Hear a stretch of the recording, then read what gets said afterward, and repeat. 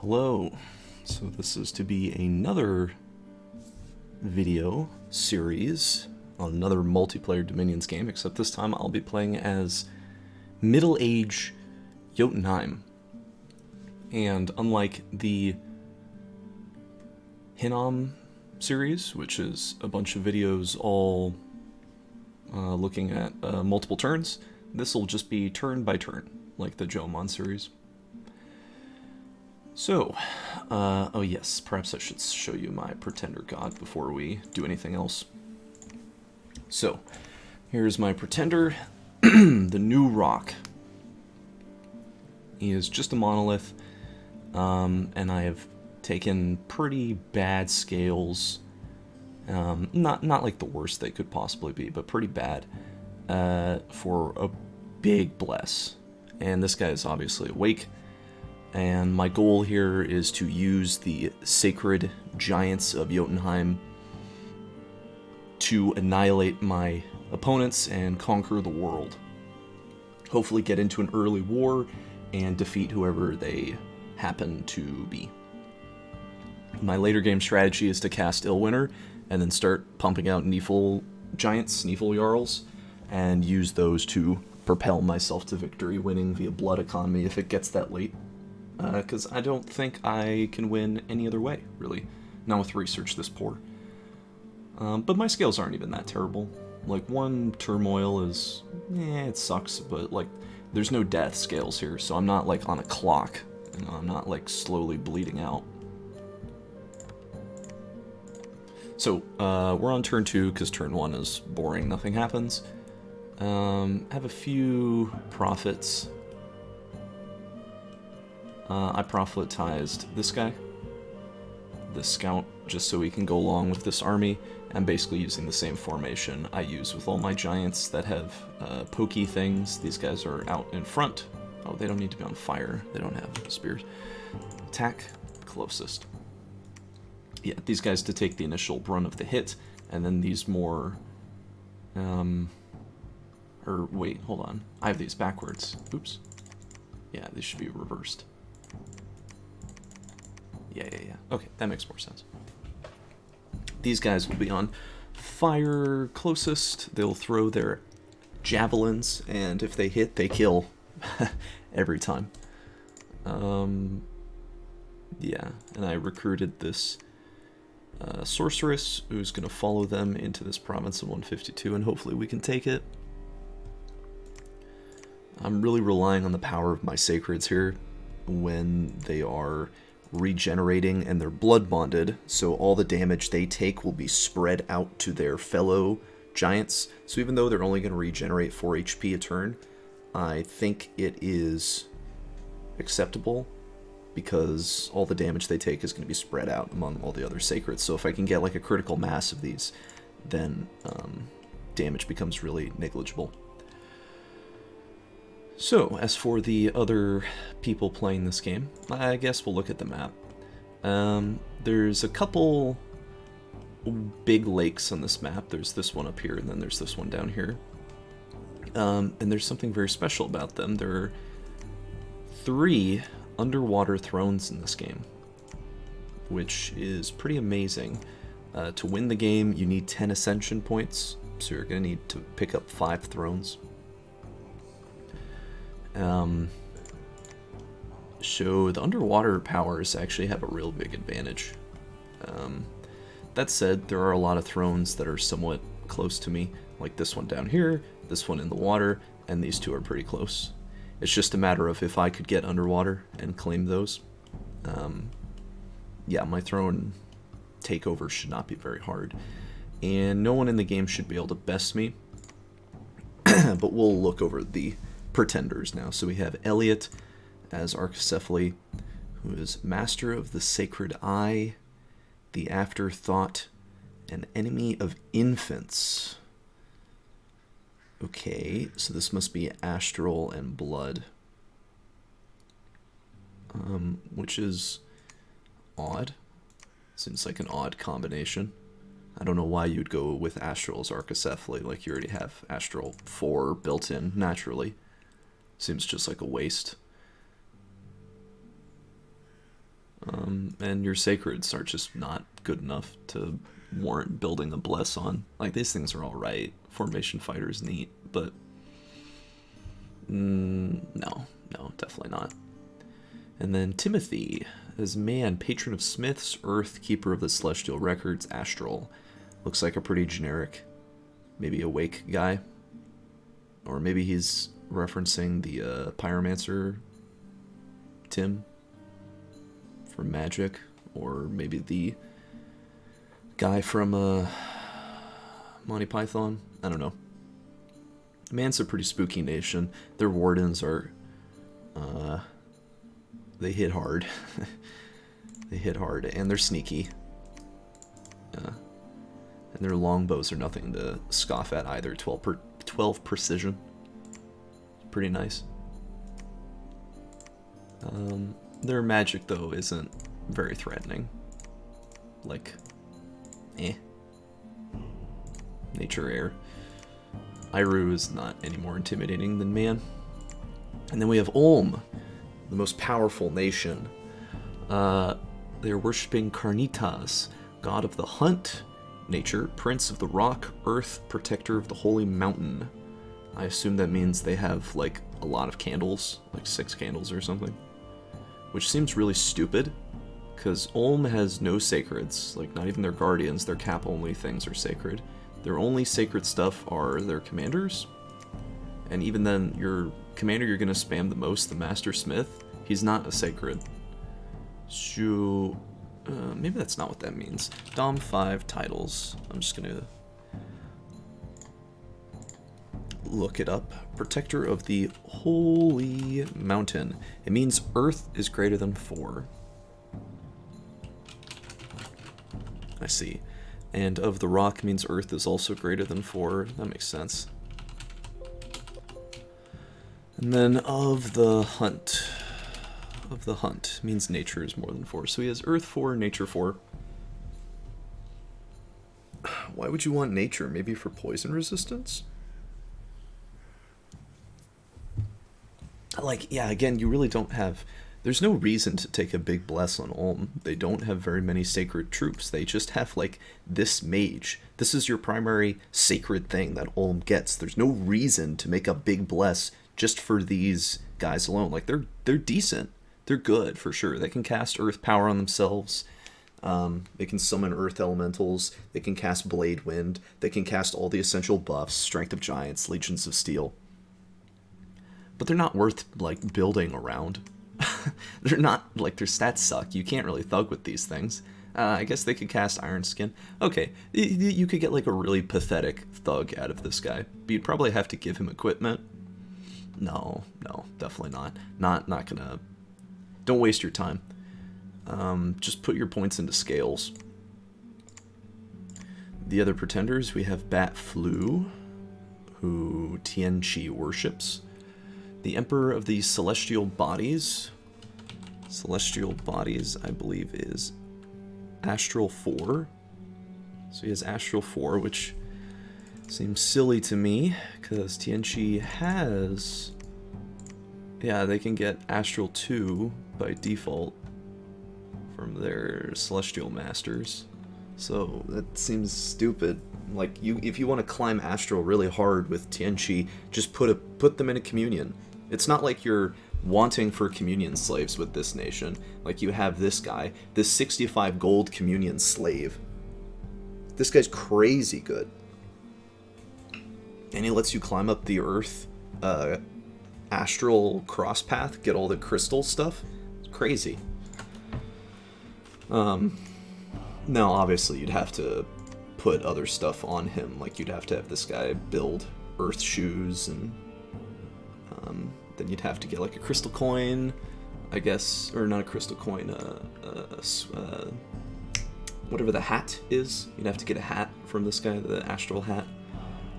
But it's possible, I'm saying. You can climb those paths. I don't think you need astral in this nation. And your sacreds are, like, a meme. These things, like, they've got a lot of attacks, which is good. Granted, the attacks are many, and they hit hard. That's not bad. But the HP value is just laughable. 12 HP. These things will die instantly. They're like just really bad elves. They're like a bad elf troop. The spring power is really cool. Strength of the spring is neat. But it doesn't give you that much more HP. I think it'll boost your HP up to like 15 in spring, which is, it's good. Undeniably, that's good. That's a definite buff, but no, this thing's not worth building a bless around. And what do you, I don't know. Maybe he took Astral for extra magic resistance, but your mages already have really high MR. Like, the MR on all of them is pretty decent. At least on the sacred ones. Excuse me. And then he has Mountain Lord. Mountain Lord, which means he is at least Earth 4 and he has a penis. Of Air, which means Air 4. And August Minister, which means he has Dominion 8. Okay. So why would a nation ever take 8 candles? Because they're planning on spamming out their sacreds. Good luck. Good luck, Tianchi, with your sacred spam. I don't think these are anywhere near the worst sacreds of the era. Not at all. They can definitely do a lot. They have a lot of attacks, like just they're pumping out a lot of firepower. But you throw them up against like the Ashdod Sacred, the Anakite, and it's like, nah, just get out of here with that. This thing, it's got Berserker, it's got 2 attacks, it's hitting for way harder. It'll crush your little horse in one hit. It'll like just break its whole body. And even if you do hit this guy, then he's going to start berserking. He's going to be at 17 protection. Your little 18 damage attacks are going to barely chip the guy. And he's just going to crush you. No, it's not even close. It's not even close. Like, you don't take a Sacred Meme Rush build with Tianchi if you're going up against Ashdod. Unless you really went all in. But did he go all in? I don't know. Maybe his scales are really bad, and he went even more in than I am considering. Maybe Ashdod isn't going Sacreds this game. Anyway, we have Abyssia, who worships hydrochloric acid. Lord of the Mountain Springs, which means he has Earth 3 and Water 3.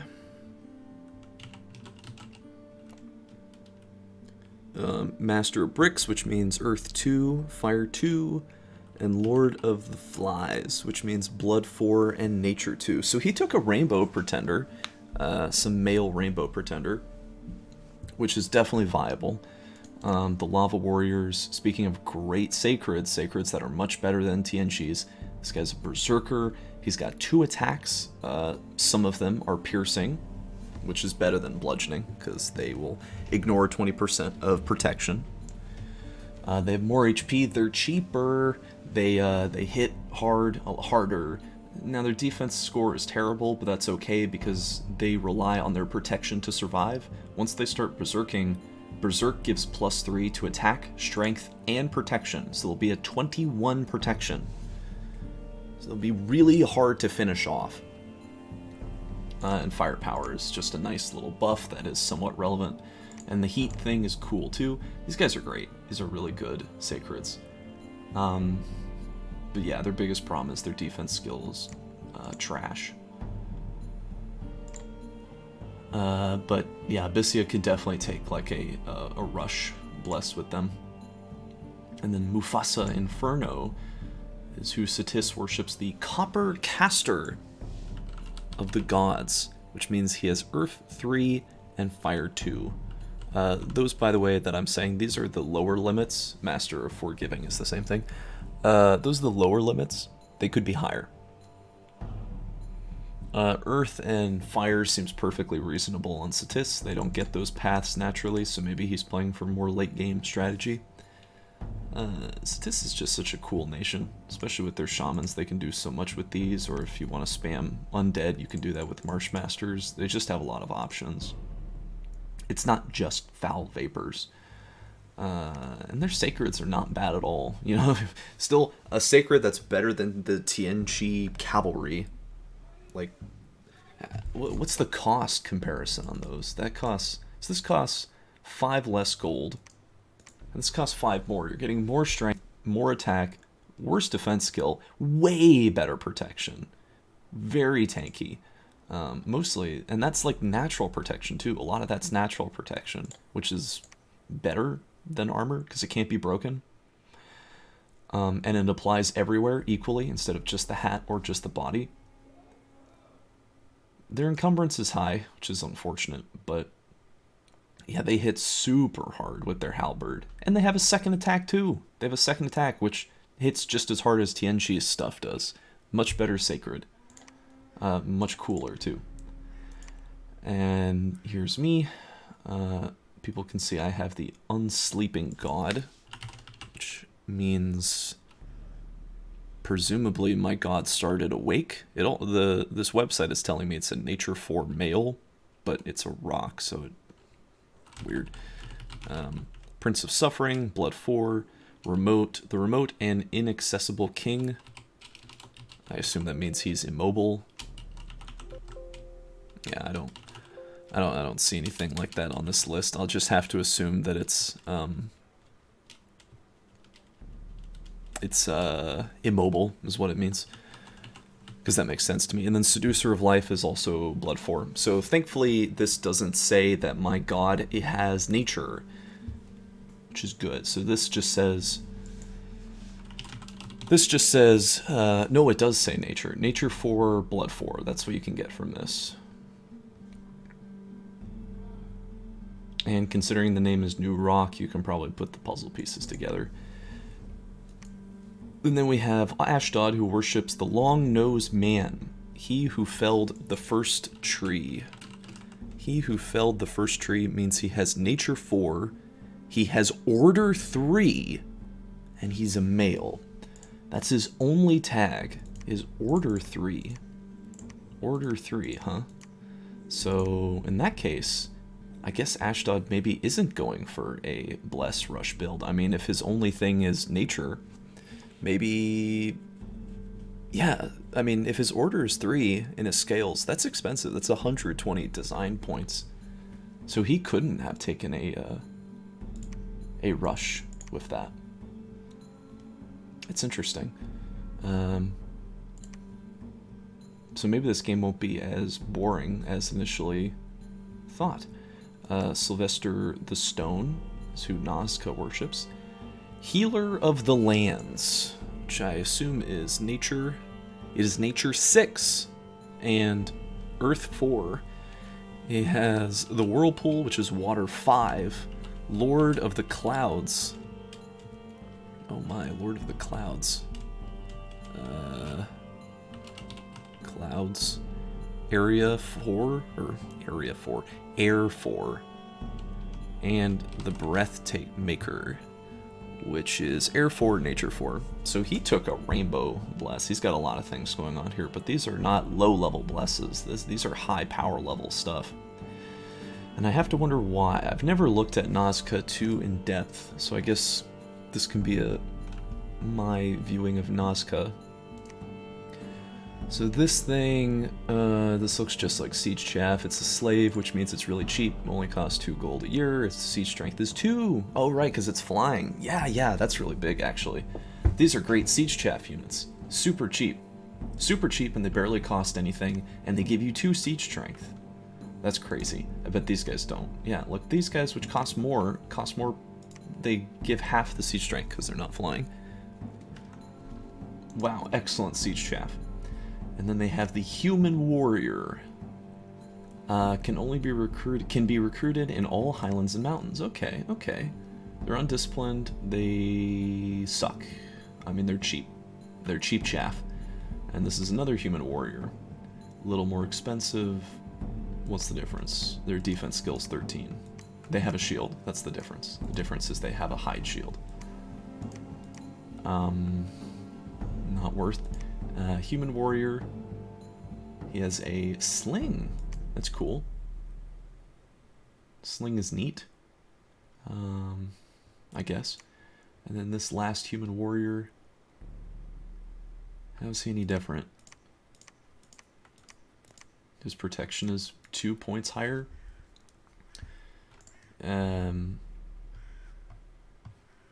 guess as far as chaff goes, this guy's not bad. Like, the javelin is pretty impactful, and his damage is not the worst. And he's pretty cheap. Yeah, this is not a bad unit. This is not a bad unit at all. Like, it's very comparable to a light infantryman, except he only costs 8 gold.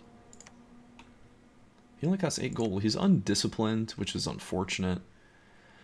But outside of that, yeah, this is not a bad unit.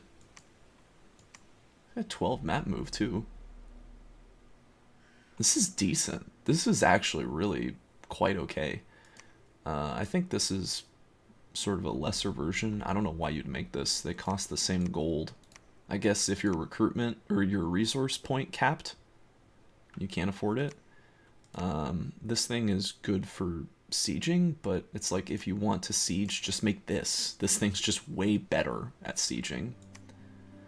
This guy's only purpose is to die to cavalry lances. I think that's his only purpose. Then we get to the flying people. The descendants of the Raptor clan in Calum.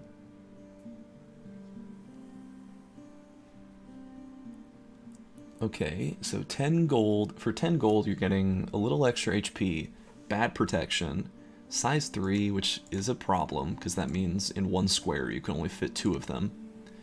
So that's bad. You're already losing on attack density. Strength is poor, attack skills above average, and defense skill is being carried by the shield. Oh, they have a charge bonus on their lance, so they're going to do half their strength. So they're going to do 15 plus 3 on this, so you're going to do 18 damage on the first hit. That's not bad. That's not bad at all for like an expansion, you know, like Alpha Strike expansion army. These guys are okay. And then this thing looks like it's just the same as the last guy, except he has a mace, so better for prolonged combat, I guess. Yeah, I mean, no, it does more damage, but it sucks. It does more prolonged damage, but this thing sucks. I would never make this. And this guy, who is, again, the same, except he has a hatchet. Yeah, the +1 attack, the extra attack on the bronze hatchet is nice. So maybe there's a reason to make these if you're going up against something that has higher than average defense. Like a tribe, maybe these would be okay. But then again, why not just make the lances? They just will kill. Better than the mace. I guess this has utility against skeletons. Ooh, flying archers. Well, this is cool. You can do your flying move to the rear commands or whatever. Fire and keep distance. Yeah, that's what it is. And their precision is above average. They don't hit very hard, but these are not bad for only 10 gold. Yeah, that's decent. And now we're getting to the cap-only stuff. The Condor Warrior is Sacred. Sacred, 20 gold, higher than average strength, not very good. Protection, still size 3, little HP, little good stats. It is storm immune. Does have a bronze lance, so it's going to hit hard. It's going to hit for 18 damage or 19 damage. But its body armor sucks. I mean, it's like a cheap Sacred. That's like its best thing, is it's a Sacred unit that is not as expensive as the other Sacred units. And Nausicaa took a really big bless. He took a big freaking bless. So maybe he's doing something with these? But maybe it's the Sun Guard. So they're a little more expensive. They have the best protection of the nation, which isn't saying much. 12 protection is still poor. Their attack skill's a little higher. I think their defense is the same. Yeah, it's the same. Strength is the same. Barely resource intensive. And their Sun Mace hits for 18 damage. Does 3 times damage against undead or demons, which is cool. Bodyguard is neat. That's big against Abyssia, in fact, who rely on assassinations so much. And they're sacred. Yeah, I mean, I guess the fundamental difference is you would never make these unless you're going up against undead. Or you really wanted the extra protection, but that seems stupid. Like, protection doesn't matter for these things. If you're gonna, like, rely on sacreds, you have to give them ethereal or something, like some other defensive strategy, because their protection just sucks.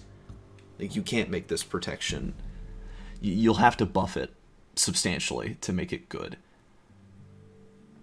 And Lance is just, you know, a first strike, alpha strike. Maybe a combination of the two sacreds will work out. Like, you alpha strike with your lances in the back, and you have these guys who hold up the front line, being your most tanky unit.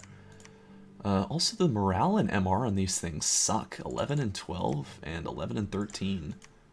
Like, on your other units, it's also pretty bad. This guy's so good. He still has 10 morale. He only has 8. Only costs 8 gold. This is a freaking good unit. Yeah, the sacreds are okay. And this is their scout. Whatever. And this is a human leader. I guess it's cheap. It's a really cheap commander, only 30 gold. This thing, what is this? Mummify. This unit will be mummified and live again when it dies. This will occur regardless of Dominion, but not if it dies on another plane or during assassination. That's interesting. I don't know what the mummified version of these Nausicaa flyers looks like. I'll have to look that up, but that's cool. Otherwise, you'd make this to lead your flying armies, but it's just strictly worse than the human flyer for the purpose of leading troops. Like, the leadership is 60 on both of them, so it's poor on both of them, but this guy's just cheaper. So if you're leading humans around, you wouldn't make this. But you would, of course, make it for your flyers. And this thing also has Mummify. He has leadership 80, which is decent for 70 gold. I think that's below average. And he's flying, which is cool. Yeah, nothing really to say. Just this guy will lead your bigger armies. And this thing, it is an undead. It's a pile of bones being carried by some, these runa, whatever runas. Sacred. It's got the undead stuff. It's inspirational leader. It's an undead leader. Yeah, it's giving an undead leadership of 80. It can also levy slave warriors. Does it say something about that?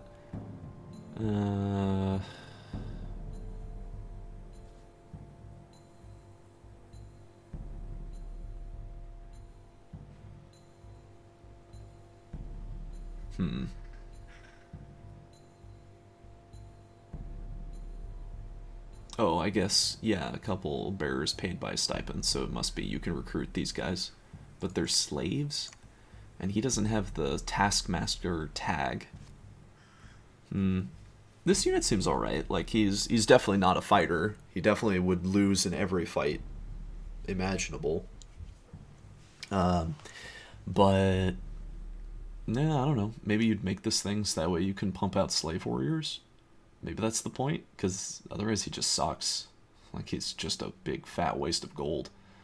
Or for leading undead around, I guess he's your cheapest option. And now their first mage, the Akla, Virgins of the Sun. Okay. Fire 1, Air 1. Air 1's okay, you can do some cool stuff with air. Even air level 1, you can cast flight, for example. Maybe not the most useful on this unit. But fire... I don't know what you're going to do with fire. In a storm, like if you cast storm, these guys can become air 2, which is really big, because now they can start casting thunderbolt, or lightning bolt, which is cool. They're sacred. They're mummies. They're 100 gold, cost 40 a year. Not that bad. Not that bad. For that research, decent. And then this, which looks like just the last thing, except it's got 120 undead leadership. Still a good leader for the undead. It's expensive though. It has a reanimation bonus. It can't pump out those free spawn slaves, which I guess is not as good, but it's cheap. It's a good undead leader. It's got innate spellcaster if you want that, but the paths just seem like, why bother? Why not just this? I mean, this guy can't fly. She can fly. And then the Hurin Priest. Ooh, now this is a good mage. This is a real freaking good mage. With this guy, you get Earth Astral Cross Path, which is crazy. Or you can get 2 Earth, which is crazy. Or you can get Air. I'm not sure. I feel. Oh yeah. With Death and Air, you get some nice cross path spells too, like Wailing Winds, for example.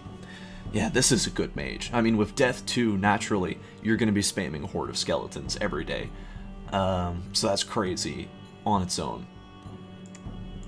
Not the best leader. He's got some undead he can lead around. Yeah, this guy's not bad at all. This is a great mage. And he's priest level 2, just in case you wanted that. And then this thing, which is just the last guy again, except he's now a corpse being led around. So he can't fly, the magic's the same, he just costs way more, but he can lead undead? Okay, he's just the same leader. And then the Inca. Wow, okay, so 290 gold for claiming thrones. That's pretty good in of itself. He's got decent leadership. His combat stats are actually not bad at all. He's got a nice freaking weapon. Like, you can kill with this. Give him like Black Steel Full Plate and some encumbrance reduction, and you've got a really cheap, super strong thug. Fire 2, he can cast Phoenix Pyre. Crazy. He's got access to basically all the air stuff with Air 2. He's got all 1, that's really nice. Storm immunity, he can maybe cast Storm himself and just like win off the back of that alone. He sometimes gets Air 3, Fire 3, and Astral 1, and Air or Fire 3 is pretty big. This is a good unit. This is a really excellent mage, but I see it as slow to recruit. And it is cap only. So I suppose that's the downside, but this is a really good unit. And then the Koya. Oh my gosh, these paths are nuts. This is crazy. Well, yeah, these two are like you're worth paying a premium for alone, and then they can spam Horde of Skeletons. And then they can get more stuff, and it's not even that rare. It's 30% of the time. Why not 10%? It's 30% of the time. This is an incredible unit. This mage is obscene. That cost is pretty nasty though, 130 gold a year. Not a fighter though. Definitely, you can't really thug with these things. I mean, you can cast Iron Skin, you can cast Body Ethereal. You can really, this thing's like great for spamming Horde of Skeletons too, but then just cast this, just make this guy's cheaper for that. But this cross path is, you will produce this mage. Holy moly, 850 gold! 850 gold, and you get basically every path of magic this nation has access to, and it's a priest level 3, and it's the slaver. It's got a reanimation bonus. It's an innate spellcaster too. It can get even higher magic. I mean, this thing costs 340 gold a year. It's so expensive that you just can't afford to make a lot of these, but they're not slow to recruit. And this magic is busted. You can't afford to make a lot of these, but when you can, these are game-changing. Like, they can do so much. They can site search so much. They can cast, like, everything. They can forge everything. They can take thrones by themselves. They're a fantastic leader for the undead. They're not even that bad for, like, I mean, it says +0, but they have inspirational 2, so I'm not sure how that's calculating there. Their only negative is they can't fly. And they cost a tremendous amount of money. And you can't fight them, or you cannot fight with these things. That's an incredible mage. And this guy can be recruited in all highlands and mountains. Oh, good. So just in case, because they didn't have enough magic diversity, now you have a cheap, disease-healing, heretic, fortune teller mage that also has nature. Because their magic wasn't good enough. That's insane. That's busted. And nature, Earth is a good cross path too. I was just thinking, like, if these guys had nature, they'd be crazy. They do have nature. And they also have nature air. Yeah, because why not? That's nuts. And these aren't cap only. They're recruited in all highlands and mountains. You don't even need a fort to make these things. You just need a lab. They're not sacred, I guess, so they are expensive per year. Alright, Nausicaa's a crazy powerful nation. They have poor troops, but their mages are obscene. And they have really good access to... They have super reliable access to magic. And that magic is good, too. I don't know if this mummification thing is... I don't know how this works. But anyway, this video is going on for half an hour at this point. So thankfully we're almost at the end. We have Maho Shoujo Milky Marrow, who is ruling Yes. Opener of the Wells. Opener of the Wells, which is Water 4. Queen of the Rivers, which presumably means female, and Water 4. Drinker of Blood. That means Blood 3, at least. She definitely has Blood 4, though. And Princess of Wisdom. That means all of their sorcery spells are at least more than 2. So sorcery is like nature, blood, astral, and death. So this is a this is a Hellbless. Yeah, they're relying on this like crazy powerful sacred.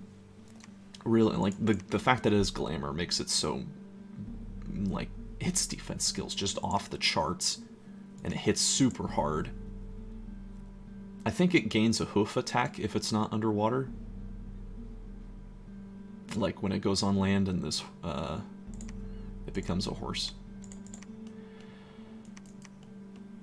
Yeah, so my sacreds by comparison are not as good. But maybe I won't bump into Yes and I don't have to worry about them. My initial expansion practice got me about 25 plus provinces. So hopefully I can replicate something like that. I recruited this woman just so I can go out and site search with her. And then I'm going to start pumping out these guys who don't research very well because of my drain scales. But they are sometimes blood, which is amazing for blood hunting. There's sometimes astral, which is amazing for communions. Death, they can site search death. And nature is great for swarm casting, for casting swarm. Yeah, I'm not going to recruit these villains because they suck. Archocephaly recruited the City Guard, which is stupid. You shouldn't do that. City Guard are just militia. Not useful for expansion.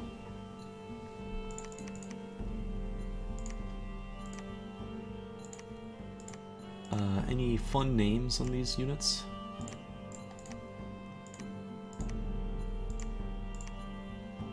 Hand over your shekels, Goy. And Moe Moe Marrow Manservant. Alright. Yeah, nothing else really to say about this turn.